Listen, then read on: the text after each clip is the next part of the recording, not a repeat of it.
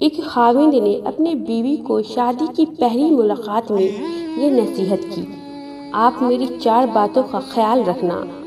پہلی بات یہ کہ مجھے آپ سے بہت محبت ہے، اس لیے میں نے آپ کو بیوی کے طور پر پسند کیا۔ اگر آپ مجھے اچھی نہ لگتی تو میں آپ کو نکاح کے ذریعے آپ کو گھر ہی نہ لاتا۔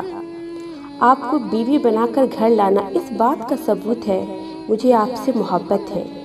میں انسان ہوں، فرشتہ نہیں۔ اگر کسی وقت میں غلطی کر بیٹھوں تو آپ اسے نظر انداز کر لینا اور میری چھوٹی موٹی کوتاہیوں کو بھی نظر انداز کر دینا۔ دوسری بات یہ کہ مجھے ڈھول کی طرح نہ بجانا۔ بیوی نے کہا، کیا مطلب؟ اس نے کہا، اگر میں غصے میں ہوں تو اسے میرے سامنے اس وقت جواب نہیں دینا۔ مرد غصے میں جب کچھ کہہ رہا ہو اور آگے سے عورت کی بھی زبان چل رہی ہو تو یہ چیز بہت خطرناک ہوتی ہے۔ اگر مرد غصے میں ہے تو عورت اسے اوائڈ کرے، اور اگر عورت غصے میں ہے تو مرد بھی اوائڈ کر جائے۔ دونوں طرف سے ایک وقت میں غصہ آ جانا یوں ہے کہ رسی کو دونوں طرف سے کھینچنے والی بات ہے۔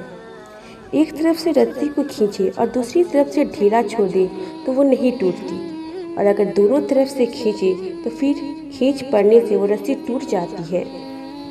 تیسری نصیحت یہ ہے کہ مجھے آپ اپنی ہر بات کرنا، مگر لوگوں کی شکوے شکایت نہ کرنا، کیونکہ اکثر اوقات میں میاں بیوی آپس میں بہت اچھا وقت گزار لیتے ہیں، مگر نند کی باتیں، ساس کی باتیں، فلاں کی باتیں یہ زندگی کے اندر زہر گھول دیتی ہے، اس لیے شکوے شکایت سے گریز کرنا۔ چوتھی بات یہ، دل ایک ہے، اس میں محبت ہو سکتی ہے یا اس میں نفرت۔ ایک وقت میں 2 چیزیں دل میں نہیں رہ سکتی۔